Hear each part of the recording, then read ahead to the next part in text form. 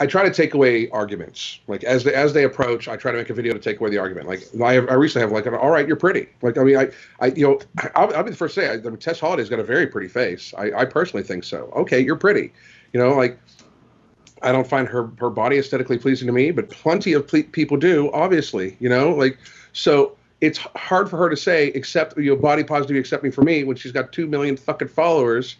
People that fucking talk about how awesome she is in her fucking comment section before she deletes all the negative comments constantly, you know? So that argument falls short to me. You know, like, I mean, so the other one lately is she said, you have to be, you have to worry about your mental health before you can be physically healthy. First of all, for her to say that, in my mind, is literally negligent. Like, she literally could kill somebody by that fucking stuff. I'm surprised nobody has held her accountable for that, because she is an influencer. I fucking hate that word.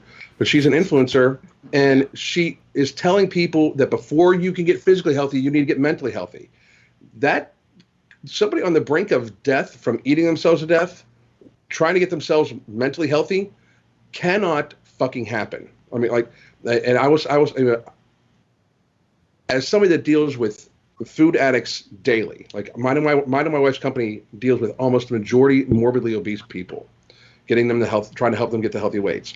I can tell you this: you need to it needs to coincide. You need to get physically and mentally healthy together, because you're that as I reduced the amount of shitty food that I was eating, and the more active I was, the more mentally stable I was, and the more absolutely it just helped. I don't know how John was, but like I am so much more positive, so much more mentally stable, than when I was eating just all my hot Cheetos and my cheesecake.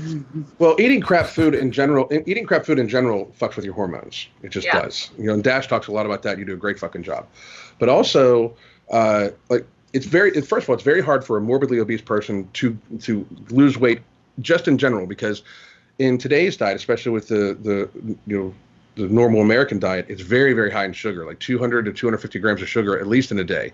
So that releases a lot of insulin. The insulin actually blocks leptin. So even though a morbidly obese person's body, like fat releases leptin, right? So the more fat you have, technically, the more leptin you release. So it's basically your body's way of regulating itself by saying, if you get too much fat, you're actually going to have less of an appetite, because like technically your body will try to get to a healthy homeostasis, right? So your body tries to reduce it by producing more leptin the more fat you have.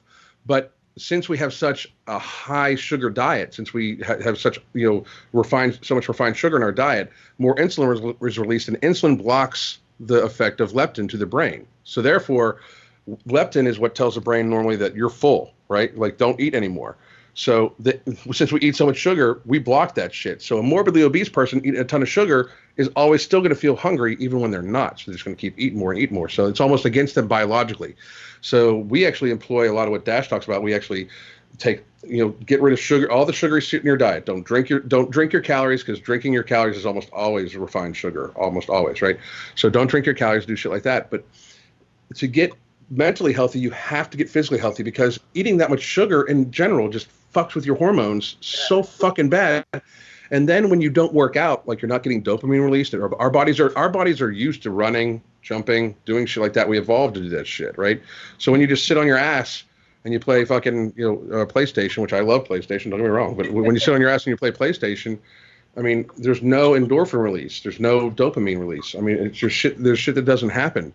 So these people that talk about how you have to get mentally healthy before you get physically healthy, I'm really fucking shocked that somebody hasn't died and their family hasn't sued them. And if you are out there listening, by the way, and you have a family member that died recently of obesity complications, that is a huge fan of Tess Holliday, maybe you should hire a fucking lawyer. I don't think I would have even gotten fit or lost weight if I worked on my mental health before I worked on my physical health. Mm-hmm. It would have never happened for me. I think that it's a fairy tale kind of telling that people want to use.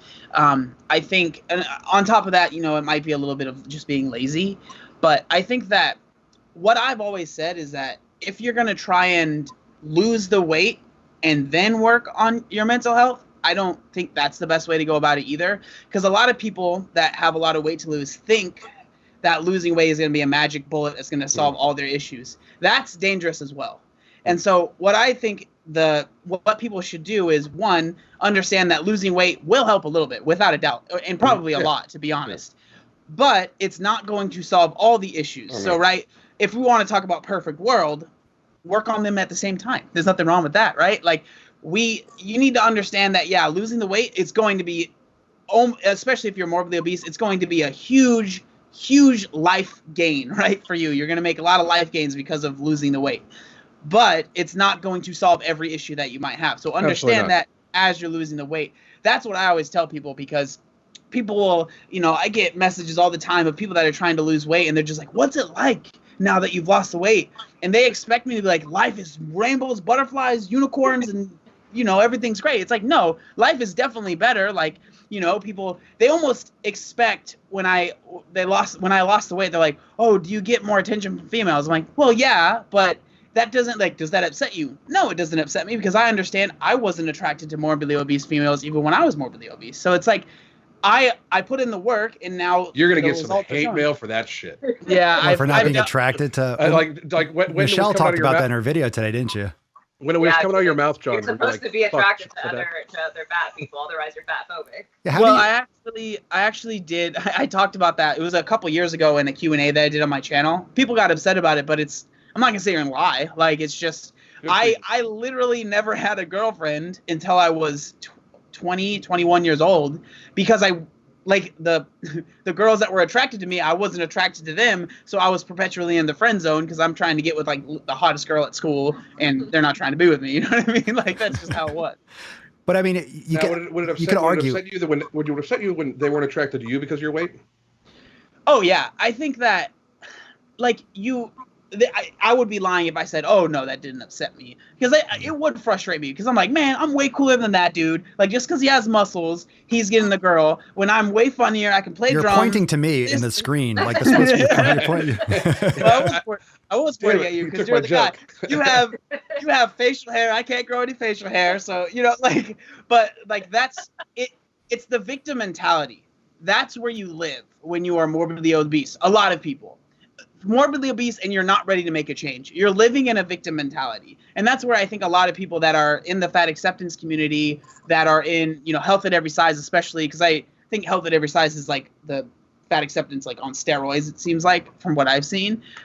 It's the victim mentality. And so that was the victim mentality for me. If I could just be skinny, or if I could just be fit, well, the reality was I just needed to put in years of work. But I did it, and now I'm reaping the rewards from that. So I think we should be like, yo, if you lose the weight, yeah, obviously your health is going to get better. All of these things are going to improve. But if you are somebody that, if you're a dude that's in your 20s and you feel like you're not having any luck with ladies, it would be a lie for me to sit here and say, it's not going to help that much because your personality might not change. Like, no, you're probably going to get more suitors because you're more attractive to them.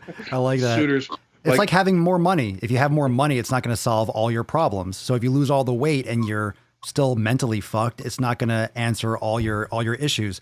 Thanks for watching, fam. Make sure to subscribe to the Daily Swole podcast on YouTube so you can catch the live streams every single day.